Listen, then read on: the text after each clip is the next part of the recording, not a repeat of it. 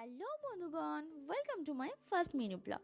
তো দেখতেই পাচ্ছ আমি আমার সাঙ্গপাঙ্গদের নিয়ে চলে গেছি ঘরের কাছে একজনের বউ ভাতে। তো ওখানে কি ছিল, ফার্স্ট একটা জলের বোতল দিল, তারপরে দিল আমাদের পাতা। ওখানে সবাই আমরা একটা টেবিলেই বসেছিলাম যেহেতু বন্ধু। তারপরে এই স্যালাড পড়লো, স্যালাডের পর এই যে দেখ আমাকে সব উঠিয়ে দিচ্ছে। স্যালাডের পর ছিল একটা ভেজিটেবল চপ, তারপরে পড়লো পোলাও, তারপরে চিলি চিকেন, মোটামুটি ছিল খেতে। তারপরে ভাত, আলু ভাজা, তারপরে এই কি পড়ছে রে এটা, হ্যাঁ চচ্চড়ি। এই তারপরে ডালও ছিল, ডালের ক্লিপে টাইম পাইনি। তারপরে আমি ভেবেছিলাম জানো তো এটা হচ্ছে মাংস, কিন্তু না, ওটা ছিল কাঁঠালের তরকারি। আর এখানে মাংস খুবই সফট হয়েছিল, এতটাই সফট যে হাড়ে মাংস নেই।